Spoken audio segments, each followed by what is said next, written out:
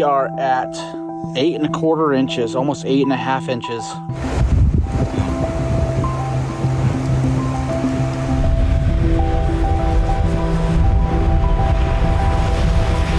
This is unbelievable. It's a Cajun blizzard, y'all. We have like 30-mile-per-hour winds, and we have snow.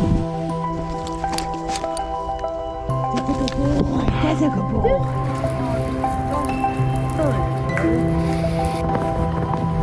The last time I remember it snowing was right before Katrina in 2004, but it wasn't anything significant. It hit the ground and melt. I don't think I've ever seen snow actually stick to the ground out in New Orleans.